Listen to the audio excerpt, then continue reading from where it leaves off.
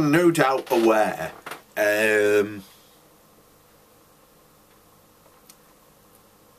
of the what can only be described as an absolute slam article from Patrick Garratt against Ken Levine's recent there we go, that's much better. Basically his petition that he signed. I'm in favour of this petition. One of the things I've said, if these people want to sort out GamerGate and they want to put it to a stop, all the journalists have to do is allow open discussion, talk to the people in GamerGate, talk to people like Total Biscuit, you know, talk to people like Sargon, the Internet Aristocrat, and, you know, allow open discussion about people like Sarkeesian, because this is what we've been saying. But instead, no, this is not allowed to happen. And basically, Patrick Garratt wrote what can only be described as the biggest hit piece I've ever seen. And you can read it for yourself. I'll leave a link below. But what I want to get into is the very last part of it. Because if you really want to know why we've been fighting and why GamerGate is so popular, and if you're in GamerGate and you want to know why you continue to fight, this last paragraph sums it up. I'm going to finish this article with a call to developers thinking of jumping on this particular bandwagon. Please don't. You'll only make yourself look more foolish to anyone other than the people that are really to blame for the negativity recently. The rightly placed on gamers by the mainstream media over misogyny. You're being suckered by certain elements, are obviously confused as to the real issue here, which is helping to ensure the video game industry, be it development, the press, or simply the action of playing games, is inclusive, non-sexist, non-abusive, as was made blatantly obvious by GamerGate. The last thing the game community needs is a movement that is more ill-informed bigots getting angry on the internet. Think before you sign. It may be very difficult to erase the ink. Okay, 3 points there to take from his thing. The gaming industry is absolutely 100% inclusive. It has always been inclusive. There is not a single person that doesn't want the industry to grow.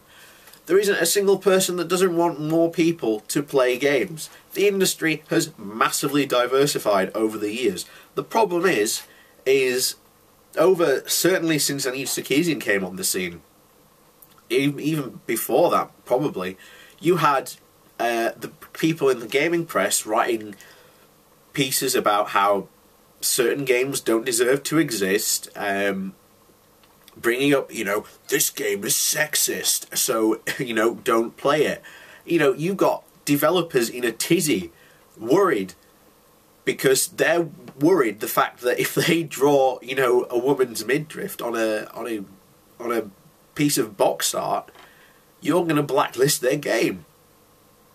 Who's the one being, you know, non-inclusive here? It's certainly not the gamers, it's the press. And there's the thing, you know, no one's stopping people from playing games. No one is stopping. No one is stopping you from picking up a controller or, you know, or a mouse, or, you know, downloading a game from your phone. No one is stopping you from doing these things.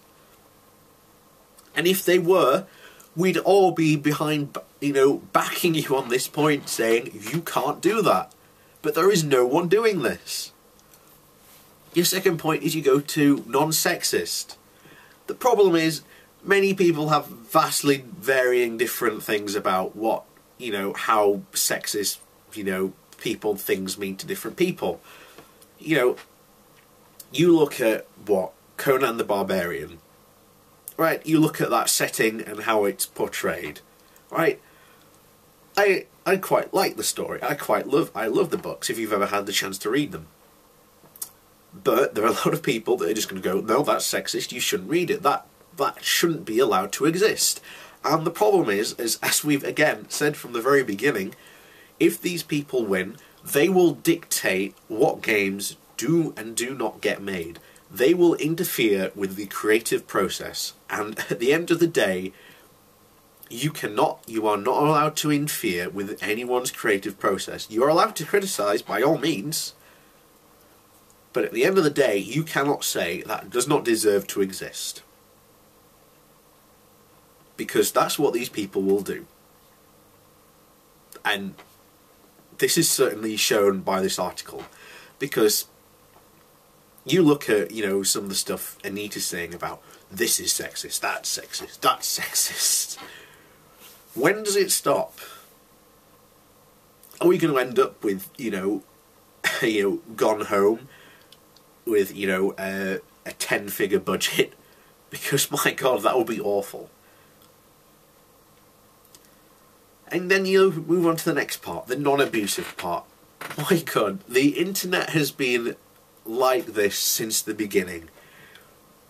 Someone who would say, you know, the internet has been, you know, this nice place full of green fields and happy thoughts, never existed. Never existed.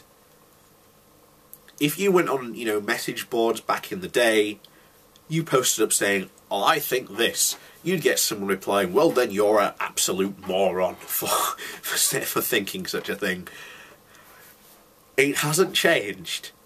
The difference is that it's gotten a lot easier to communicate, and unfortunately it's become a lot easier to see the abuse and send this type of abuse.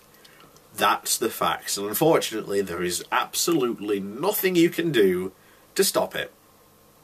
There is nothing.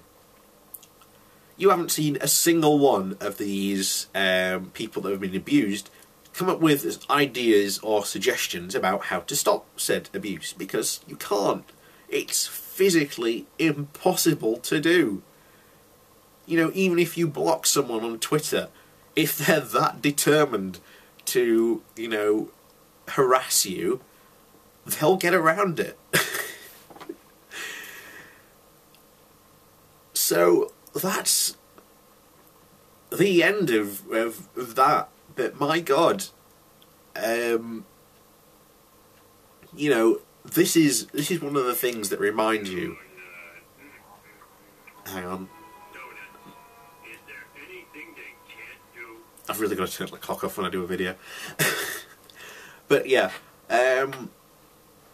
this is a whole reason of why we are, you know, in GamerGate, why we are part of it. And, you know, Ken's right. He really is. It's the press's fault. They have whipped up this massive divide to an absolute ridiculous frenzy. And who's responsible for GamerGate?